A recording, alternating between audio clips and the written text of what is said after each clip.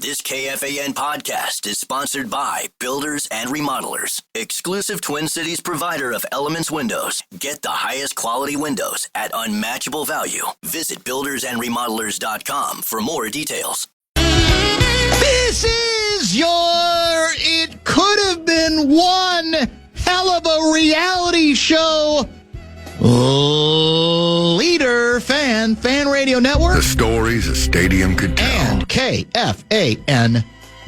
1 minute and 46 seconds past the hour of 3 o'clock Central Daylight Time. Welcome back. It is a Tuesday edition of the Bumper to Bumper program on a rather moist, dark, chilly weekday afternoon here in the Twin Cities that we affectionately referred to as Minneapolis and St. Louis Park. My name is Dan Barreiro, the host of the program. Guardsy produces the show. And we are going, I think you reminded me yesterday, the distance today, 6:30? Yeah, we got to man up today. One day, it's the only day this week we got to nut up. Is that what you're saying? I think Friday is too. Oh, Friday as well? All yeah, right. But I'll be gone Friday. Yeah, you won't care. That's on you. That's on you. You and don't Blake care. Moore. You'll be on your way to Iowa City. I will be gumbelt tight. Are you driving, or are you busing, or are you flying? Both. Really? Both. What does that mean? Flying down there. Oh. Busing back. Busing back? Well, team's busing both ways. I see. I'm doing some other things. You're flying one way, then busing back with them? Yeah, or I got some family going to the game. We might ride together. I understand. Planes, trains, and automobies. It's that time. Bradshaw and Brian KFAN text line is open, and it is the number, as most of you know by now, is 64686. The National Basketball Association season opens tonight, not with the Timberwolves. Wolves open, of course, tomorrow night in Portland against the Trailblazers. Don't sleep on the Trailblazers. Yeah, we lost a couple last year to them. And then we go to L.A. Friday night? Lakers? Yes. Home opener will be Sunday. Yes, Pacers. Against the Halliburton-less Indiana Pacers. Don't sleep on them either. No, you can't. Not the way they play. Pacer culture. Rick Carlisle culture. Exactly. It's all related. You're 100% right. Remember the Obi Toppin game that my son and I went to last year? Obi Toppin looked he had like 50 points. He looked like a first-team All-NBA player on that occasion. He was a good player for them. He is a good player for them. I think he's still back with them. I'm not even sure. We'll find out. We'll find out. Yeah, one way or the other. That's where my son almost gave up on the season. Because he usually goes to the good games. Yes. Because those are the games I go to. Right, yes. And it's easier to say, hey, I'm going to Target. Right. To watch Wolves, Lakers, sure. if I can bring the 11-year-old. So he had seen like 9 losses in a row. Yeah, that's tough. And I'm like, this is a get-right game. Yeah. Halliburton's not playing. Nobody's playing. We'll go watch the Pacers on a Monday, and then they lose. We almost lost them forever. That was last season. It was. It's a new era. It's not going to be a new era. By the way, Johnny Athletic's going to join us tomorrow to preview. From Portland. The Wolves from Dateline, Portland, Oregon. Did you see the Johnny Athletic prediction? Oh, no, I didn't. Have you seen it? I read his Anthony Edwards piece today. The way I understand it, he was all the folks who cover the NBA for The Athletic and specialize with a specific team were asked to offer up their boldest prediction. Johnny took him seriously. Johnny is predicting your Minnesota Timberwolves will be hoisting the Lombardi Trophy down First Avenue. He went all the way with it. All the way with Johnny K. Wow. Yeah, how about that? Yeah, I might want to look it up. He's lost himself in Ant's eyes. We know that. I do have an NBA story. Because it's the start of the season, we got to kick it off, even if the Wolves aren't playing until tomorrow night. I didn't think I was going to have to kick it off with this particular story that honestly makes me sad in a way that what we're about to hear, just a taste of, was not chronicled month after month in a way that we could have had one of the best sports reality shows originate right here in Minneapolis, Minnesota. And it's not even close how good it might have been. What am I talking about? Well, some of you may know about this. Some of you might not.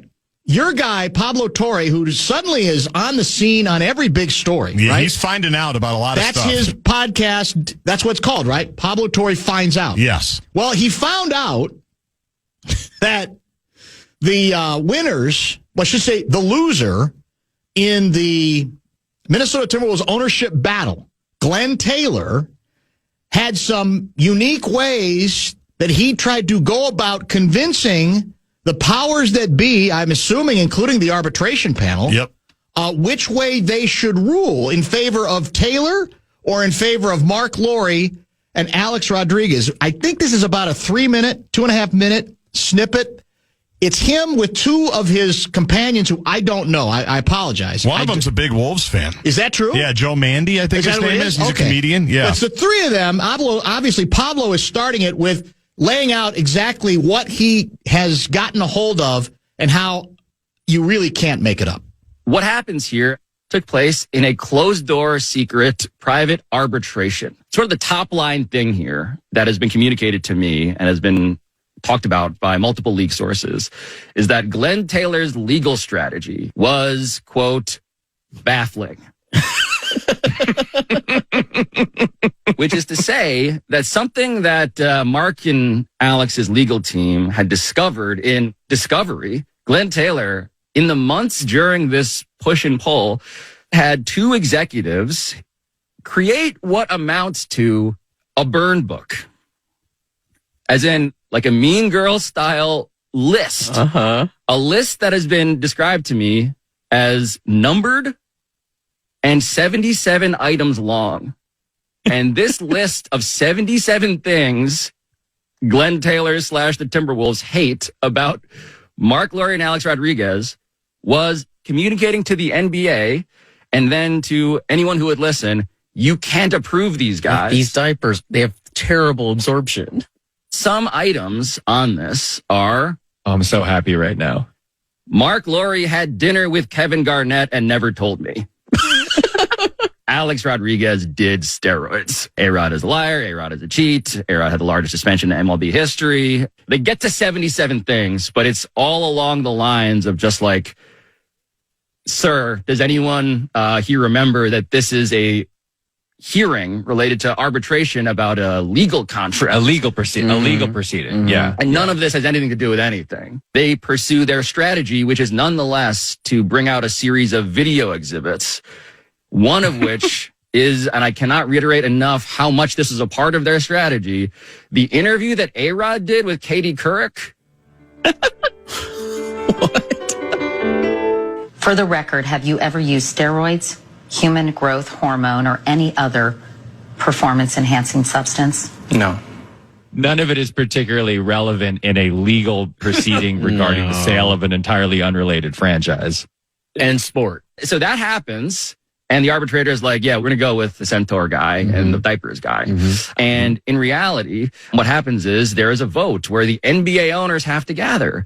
But it's a Zoom call. And something that's stunning to everybody is, of course, the face that pops up with some questions, even at the very end, when it seems like this has all been decided, because they're on and I'm told he was muted and didn't know it and had to be unmuted to then be told is Glenn Taylor. In fairness to Glenn, if you could undo that deal, you probably should. Yeah, he only made $1.4 billion in profit. But it's not in fairness to him. He's the one who agreed to it in the first place. He had no idea how much his asset was worth. But this is the thing that Glenn ends up negotiating. The upshot of this, as Joe Mandy is celebrating that finally Glenn Taylor is out of his life. Anthony Edwards and Anthony Jr. are free from this man. What Glenn Taylor negotiates at the finish line is to have Mark Lowry and Alex Rodriguez purchase for him for the next decade 4 courtside seats next to the team bench, as Joe Mandy had initially mentioned at the top of this episode. Fine. Okay, there's a lot to chew on there. We've got Kevin Seifert coming up next segment, but I wanted to at least lay it out there to give people a taste of it who had not watched the podcast. This was sort of a highlight reel podcast, kind of sort of the best of hits. I listened to the whole thing. I was intrigued, yeah. Okay, so you probably have more information than I do. I will say I'm more interested in what he gleaned, what, as a good reporter, Pablo Torre was able to get, because he's very good at that. Wasn't quite as amused by or fascinated by all the laughter. Some of that got a little thick for me, a little bit patronizing, a little bit too condescending, in my view. But it does fall under the classification of you really can't make it up. Because, in effect, this apparently was a 77-item Mean Girl-style burn book. And, look, A-Rod lied. I mean, there's no denying it. There's no going back on it. It's 100% true. But the issue is that, of course, for arbitrators has nothing to do with the agreement. Nothing. So how Glenn Taylor and his representatives weren't aware of that, I don't know. Maybe it's out of desperation.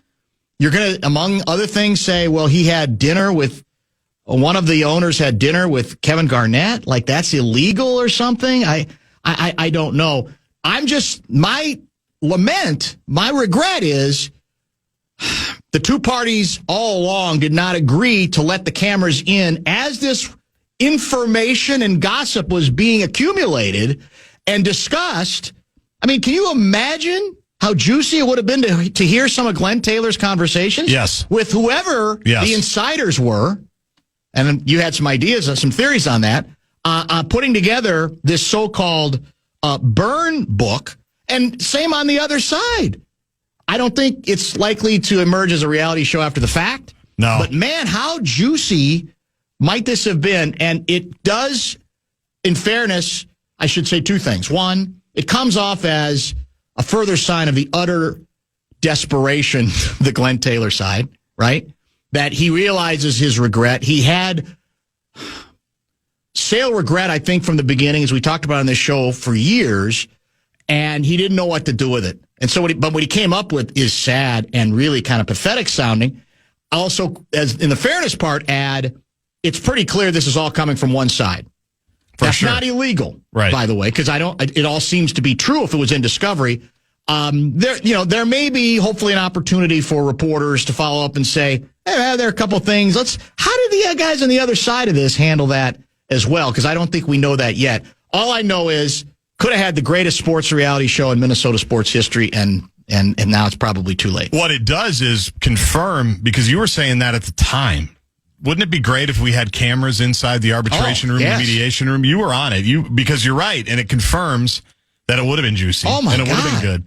I just think about all the times we pulled. And I want to know some of the other ones on the. Were there even juicier ones on the list? That's what I want to know. Yeah. I want to know all 77. There's 77. I mean, that's pretty deep. The tickets, courtside thing doesn't bother me at all. No. I remember Louis was even in studio that day. I had no problem with that. And he said, that happens all the time. Former executives and former owners get their tickets. That's not an indictment. That, to me, was meaningless. Meaningless, I agree. But only because the one fan just wants him out of the building completely, so it bothered him. And there's a lot of fans that are probably like that. Correct. Which, again, I think is overblown. I agree, too. But 100%. I would love to see the actual list just to know, because I'm sure there's some real stuff in there that also wasn't great. There's no question. But the stuff that this stuff that you're laying out, it's like, come on, man. What you really think you're going to get anywhere with this thing? And obviously, the arbitrator said, these may be bad guys. Or A-Rod lied. They might not have the money. But the fact is, it's got to be about the agreement, not what A-Rod has done in his past. Speaking of money, should we give some away? Yeah, let's do it. Fan and 2 men and a junk truck. Want to give you a shot to win bonus bucks. It is our national cash contest. And the keyword, first one of the day, is Bills. Go to KFAN.com and enter the keyword Bills. I wonder if on the other side, A-Rod and Lori brought up the secret Joe Smith deal that,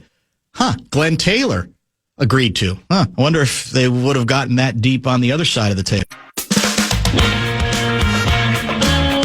We wanted to have a plan at the quarterback position, and it'll be very similar to last week. Carson will start, Max will be the backup, and JJ will be available in the case of emergency as the third. Like I said, encouraged about where he's at, and very much looking forward to continuing his progression and hopefully having a chance to go next week, and we'll keep you guys posted on that. I know it's a very, very funereal day for the McBobos out there. The announcement official that J.J. McCarthy will not be starting when the Vikings take on the Chargers on Thursday night in Los Angeles. Kevin Seifert waiting patiently before we get to him. to get his reaction to, I think what was the obvious announcement if JJ's simply not physically ready. Want to mention a couple things.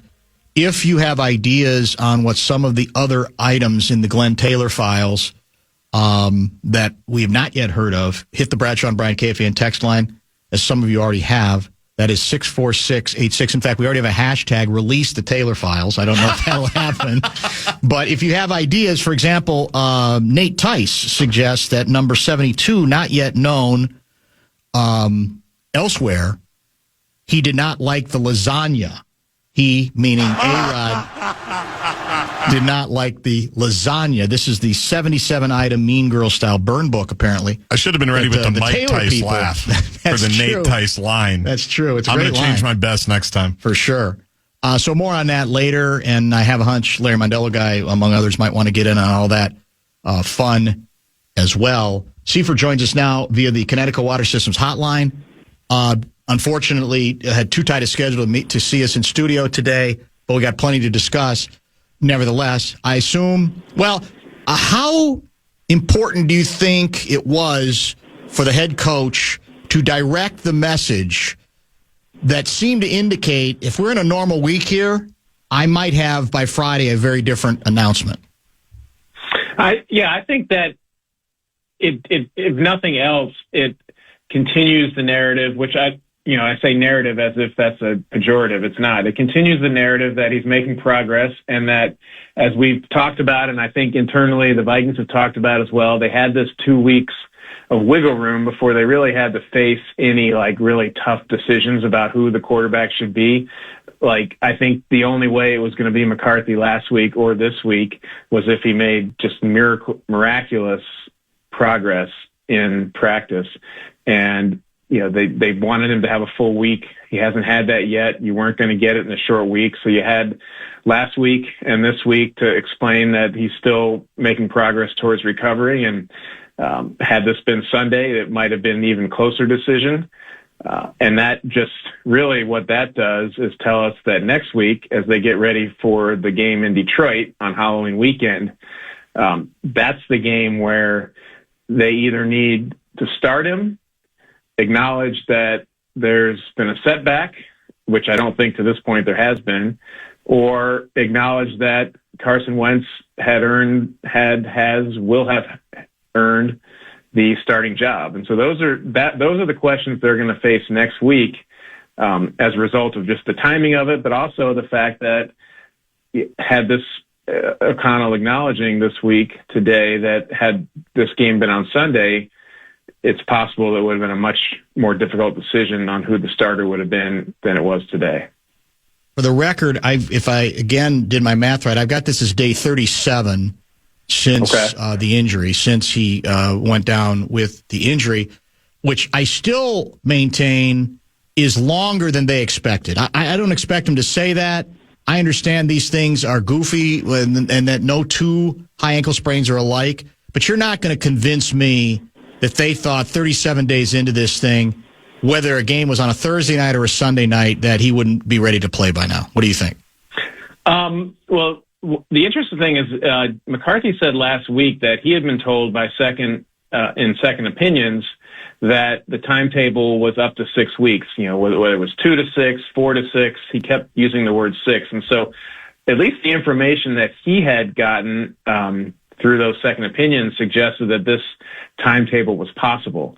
The Vikings, I understand why they didn't officially portray the full timetable when the injury happened. They just said he wasn't going to play this week and he would that particular week, and that he would be week to week after that. And I think we've all done a decent job of reading the tea leaves on where things are.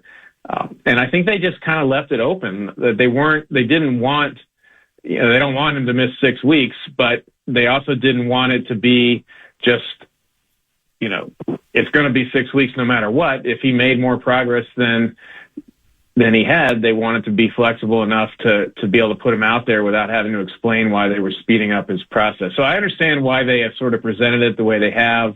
I think that they knew that 6 weeks was possible, but just didn't want to put that official time frame out there in the event that things move quicker than they thought it might. I would argue, Garzi and I talked about this yesterday, though. I think that worked against them. I think they would have been better off. They might have. You know, that because I think part of why there's some questioning about this locally and even nationally is the impression, whether it was intended or not, was we're moving quicker than that. And I think they might have been, because I don't think anybody's ever going to get mad to say, well, we thought it was going to be 6 weeks, but it turns out it's going to be 4.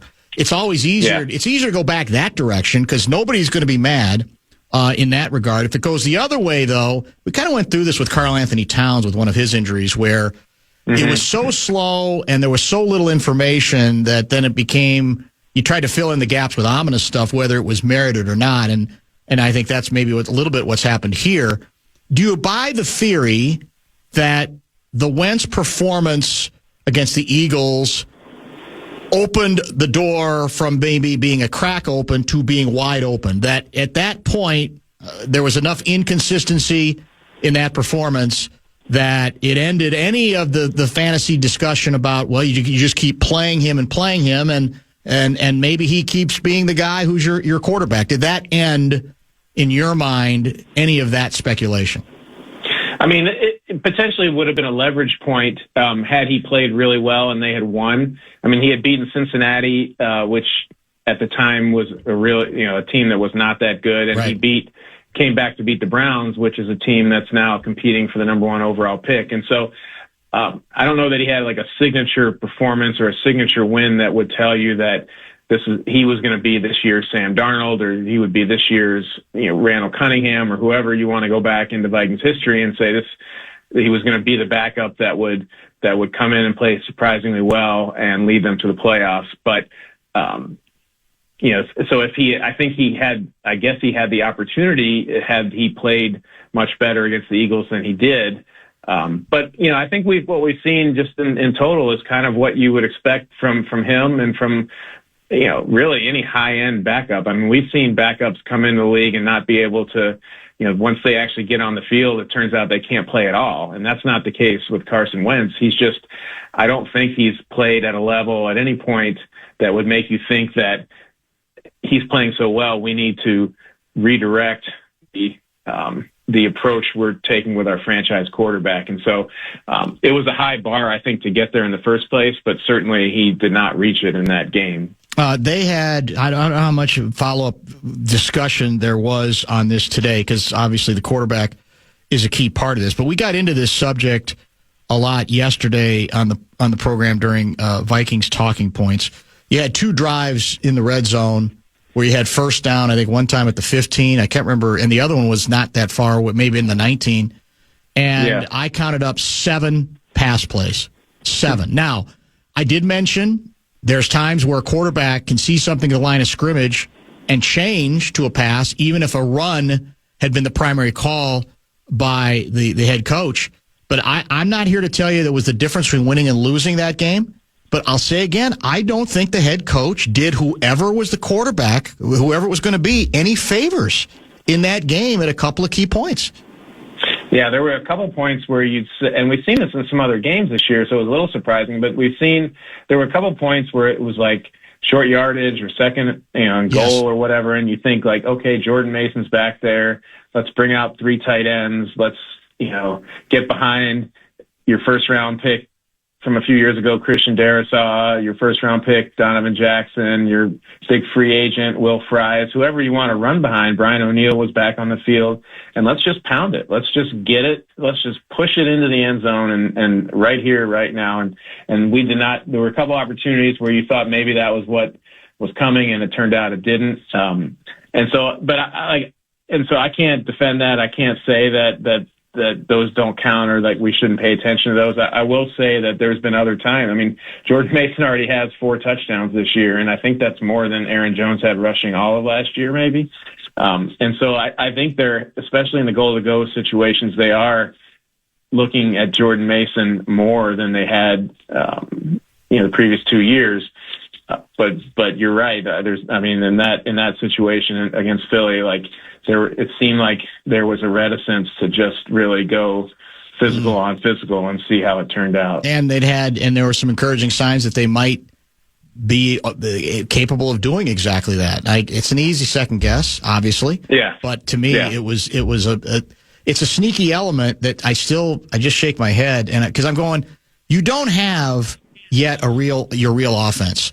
So once whether you're playing a backup quarterback now, or earlier you were playing a young quarterback who might need a minute or two, but why you don't use all your other tools, and you have an offensive line that's in flux constantly, and one running back down, I just don't know why you wouldn't. I can't think in terms of that. That I just want to zing the ball, as we've talked about before. It just surprises me that he says he gets it, but then he gets in the game and it doesn't seem like he does. You're never going to be happy, though. Like, just admit that unless they go full Lombardi on it, how about full house backfield? 3 yards in a cloud of dust every time. How about full house? I want around the goal line. I want a full house backfield. Remember those days? You don't. You're probably too young. Yeah. Well, take the quarterback off the field. Yeah. Put one of the tight ends behind center. Correct. And just like run over people. So basically Kevin O'Connell wasn't born at the time that they used the offense that you want them to use. Well, I don't want them to go wishbone. I'm not going to go quite that far, but I just want to give yourself, when you're limited, I want to give yourself the best chance to get something done. That's all. Or maybe you probably still would lose the game, but who's to say? Totally fair. All right, here's the debate on the defensive side. You watch a team give up the number of explosive plays that the Vikings did, and you were there for it. And it's easy to say, well, that's a fail. I mean, you can't, in the NFL, you can't give up that many big plays. The comeback to that is, well, all said and done, they gave up 21 points because the other touchdown obviously was a pick six. And so it's not as bad. If you're giving them an overall letter grade, it's really not as bad as it appears when you have those spectacular misses and wide open receivers. So which way do you go in that regard, regarding the defensive performance? Yeah, and I wrote this last week, and I think it still applies. I think they've been good this year. Like, you can't say they're a bad defense when they're giving up the points. You said 21.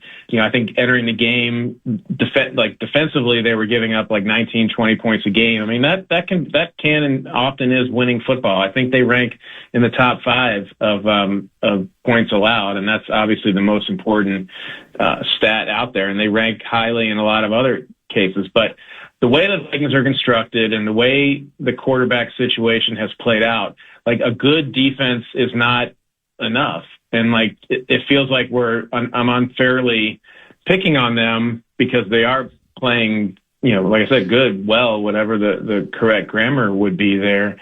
But they need, I think, especially during this gauntlet of the schedule that they have to play lights out.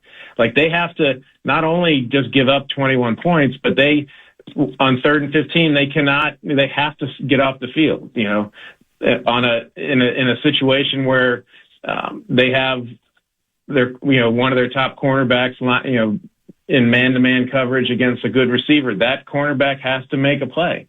And that might seem like we're holding them to an unfair standard given the way other parts of the team is playing, but like, that's they're going to need to be their formula for winning some of these games that look pretty difficult on paper right now, is that the defense can't just be good. It can't just, say, well, they're giving up only 20, 21 points, whatever. Like, it has to be exceptional in every way. And most importantly, in those key moments in the fourth quarter when games, can be turned or flipped or whatever you want to call it. That's where they have not been able to make the plays. And again, holding them to a very high standard, but that's what they need from that group to have better chances to win some of these games. Well, to your point, playing great obviously also has to mean taking the ball away, which I think you covered in that piece as well. And we spent a lot of time on this yesterday. I believe it's 3 straight games, 0 takeaways. You've got 7 for the year, but 5 came against Cincinnati. And I get it. Some of that's luck and right place, right time, and the ball bounces a certain way. But that's non-negotiable for them. I mean, that also is part of what they have to get better at one way or another, whether it's skill, luck, or combination of both. With this offense having very little margin for error at this point, at least, that's probably a requirement as well, is it not, moving forward? Yeah, and that's part of the formula last year. I mean, lots of turnovers and help the team get to early leads. They the Vikings defense led the league in the number of snaps they played with the lead last year. And, that's not a secret around football that when you have a lead, there's certain ways that you can play defense to really pressure the offense that you may not be able to if you're behind or it's tied, and you're worried about giving up a winning score, or you're worried about giving up a tying score, or what have you. And so that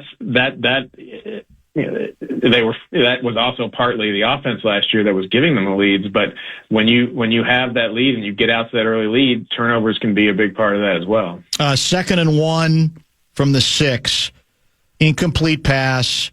Then another pass where it was a touchdown, but it got nullified by the holding penalty. That was on 4th down. That's another good example we're talking about regarding just hand the damn ball off every once in a while, even if that's kind of what they're looking for. I don't think we've perfected the tush push the way the Eagles have. As an aside, which we didn't get to yesterday, tell us about the interesting quirk offered up by B-Flow to try to combat the Eagles' tush push. What was that all about, and who was the poor guy who was being sacrificed? Yeah, so the poor guy being sacrificed was Tyler Batty, who was an undrafted free agent that they signed, a linebacker, and went through training camp with them. He went on injured reserve to start the year, but he practiced for 2 weeks as part of the activation process, and he was activated for this game. I don't want to say for this role, but I don't know that he got on the field for anything else. But basically what he did was sort of lie down parallel to the line of scrimmage right in front of the center to be a human obstacle to the Eagles offensive linemen who like to get low and try to dig out the defensive tackles. And then over top of him, they had several other defensive linemen kind of come in over the top and try to get to Jalen Hurts that way. And it's actually been, I talked to Kaylin Kaler, who's our resident ESPN tush push expert, and she said that the Commanders have actually used something similar to that. Jonathan Allen, who's currently the Vikings defensive tackle, I don't think he was the guy that laid down, but he would have been a part of that. And I believe there was one other team, the Chiefs, Chris Jones might have done it for the Chiefs in the Super Bowl. Okay. So it's been tried before. And they barely got it the first time, and the second time they false started, and so there was not a play. And so this is what the NFL has kind of asked for by allowing this play to continue. That's quote unquote unstoppable. Is teams are going to come up with very creative ways. If you're worried about safety, I can't imagine laying down on a football field to serve as a human obstacle is the safest play and role or position for a player to be in, because if nothing else, all the humanity of that interior line falls on top of you. Credit to Tyler Batty for being willing to do that, but this is what you're going to see, and you're going to see other creative things. Like, people are not going to just accept that the Eagles are going to get a first down every time they have 1 or 2 yards to go, and they may not stop it, but it doesn't mean that they're not going to try everything they can think of. I hope that at some point it forces the hand of the owners to get rid of this stupid play. I can't stand it. I don't know if you've looked at the All-22 since of the Eagles game, but what in your mind happened? Where did we break down in terms of our pass coverage? Were they just really smart about what they did? Did we have some breakdowns that we're not accustomed to? What happened on Sunday? I think, to me, like, it's two things. One is the Eagles have two really good receivers, and both of them made really big plays down the field. And the other thing is the Vikings clearly, were worried about, and for good reason, about Jalen Hurts breaking the pocket and running. And so I wouldn't say that this was their heaviest pass rush game in history. And there were a few times when it looked like they were basically rushing one guy and the rest of the guys were just kind of standing on the line of scrimmage or spying just to make sure. Yeah. And so ultimately you give Jalen Hurts the amount of time that he had, and give those receivers time to get downfield, and it's really hard to cover them. Josh Metellus is a really good player in a lot of ways, but it's going to be very difficult for him to stay with A.J. Brown for 5 or 6 seconds and then eventually get, hit down the field. And Devontae Smith has beaten a lot of cornerbacks and now including Isaiah Rodgers on deep passes. And so I think there's some of it is a pass rush thing, and some of it is they had, those were two of the best players on the Eagles' entire roster. They're good, man. I know they had been struggling, but it just comes off to me. They're a team of substance. I watched the Lions last night. I'm not saying again they're unbeatable. They had lost the week before, but I just feel like they're playing on a different level than we are. But maybe that's what the rest of this season is going to be about. Let's get a pause in here, and I'll have you look ahead a little bit too regarding injuries and the Chargers as an opponent as well. Kevin Seifert kind enough to hang with us for another segment. Luigi will join at the top of the hour, and beginning at 4:30, we have a full hour in studio with former U.S. Attorney Andy Luger as we definitely leave the toy department, at least for a while. How about a pregame feast this week? You can join Muss, Buffalo Wild Wings Savage, this Thursday night as he broadcasts the pregame show live. Drop by from 5 to 7 p.m. as we lead you up to the boom between the Vikings and Chargers. Great food, tons of football, your chance to win awesome prizes. Full details available, KFAN.com, keyword calendar.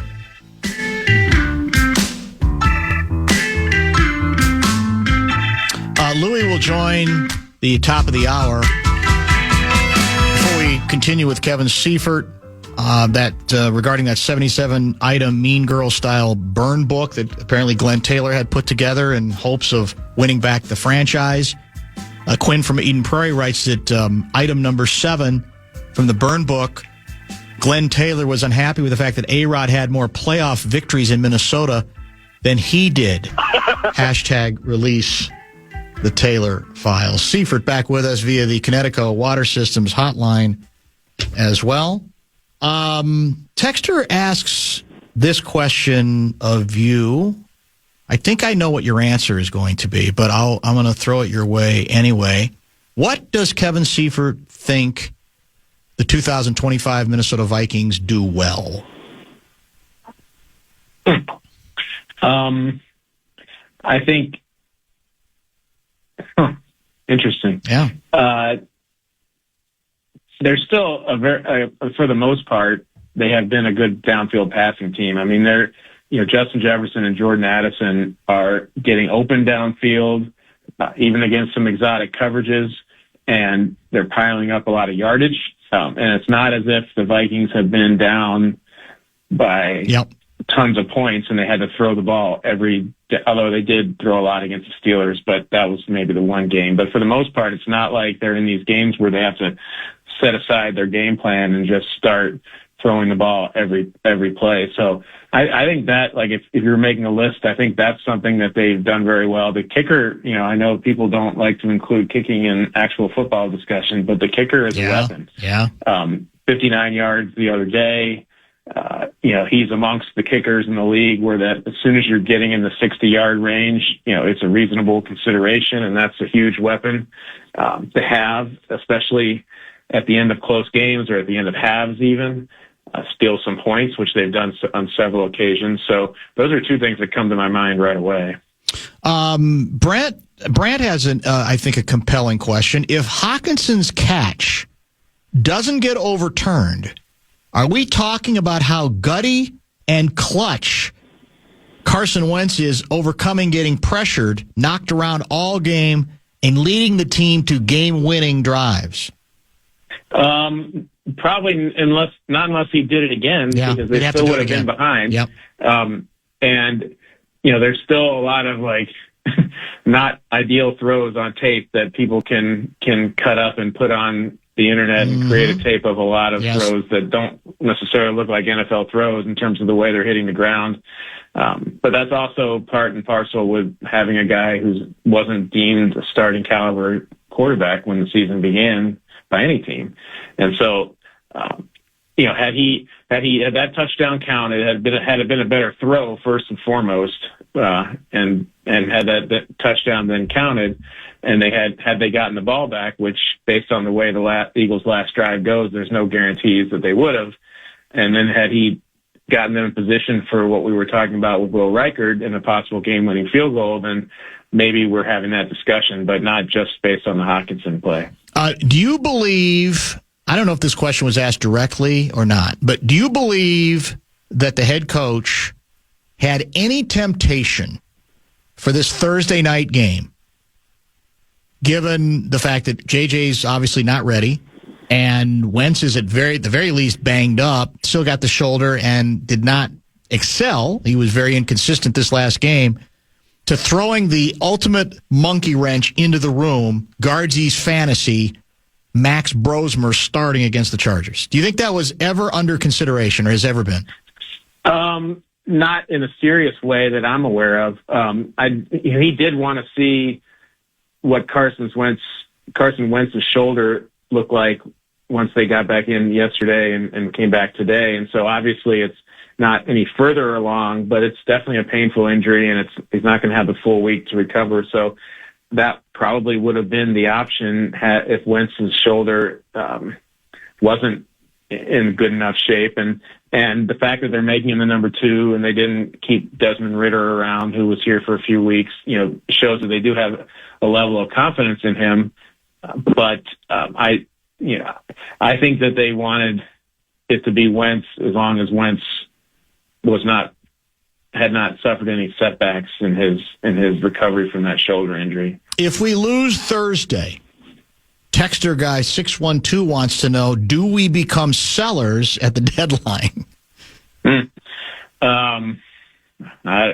mean, you could make an argument that would make the most sense from a very long-term approach to team building here. But after the way they, just seeing how they've sort of behaved and certainly didn't do it 2 years ago when Kirk Cousins got hurt. Yeah.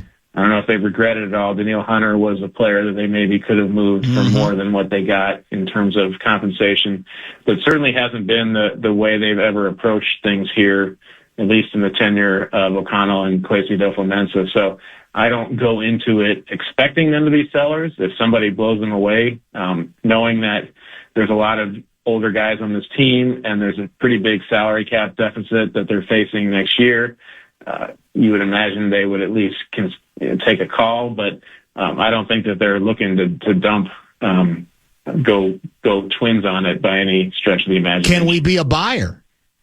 Because I keep hearing these predictions from people in your business saying this is going to be an unusually active year in the trade market, which would be, I think, great if it could materialize in the NFL, because it rarely seems to. Just go ahead and say it. Are they going to go trade for Kirk Cousins? Is that what you're asking? That would be funny. Yeah, that would be the thing. Potentially for something on a relative second level or third level need. But I certainly, given this division and given where they're at in terms of the quarterbacks they have on this roster and what the top priority is going to be. I mean, frankly, from a team building perspective, the best thing that in some ways, the very longest term perspective, the best thing that can happen for this team is for, number one, them to get J.J. McCarthy on the field and for a nice long run that gives them a lot of data points and a lot of things to look at in preparation for next year. And in the process, maybe ending up with a top 15 pick along the way for next year. And so I know no one wants to talk about that, and everybody hates hearing those things. And every year is a year into itself. But, and if I worked for the team or if I was the coach of the team or a player on a team, I certainly wouldn't feel that way. But in some ways, that could be the most ideal scenario for them. How beatable are the Chargers? They are beatable, and that's the thing. Like this is such a week-to-week league. Here I am talking about, potentially just not being happy with a top 15 pick for next year, and they could be the Chargers and be 4-3, and here we go with the Lions coming up. I just think that that in itself shouldn't spur us thinking anything dramatically different about where this team might be headed. But the Chargers, they just gave up almost 40 points to the Colts last week, and it's a team that like the Eagles, frankly, they were vulnerable. I mean, that was not an unwinnable game, and this is not either.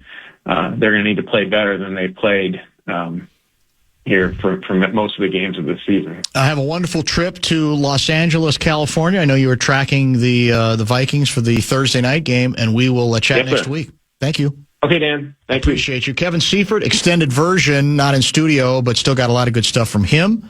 Moving a lot of pieces around today to fit various schedules. Luigi is going to join us next. You have hockey questions about the Wild road trip, other things hockey related. Bradshaw and Bryant, KFAN text line, 64686. Andy Luger is going to join us in studio, mainly to talk about an op-ed piece he wrote that's getting a lot of attention out of the Star Tribune over the weekend. He is scheduled for a 4:30 appearance. So we've got a lot to get to. Stay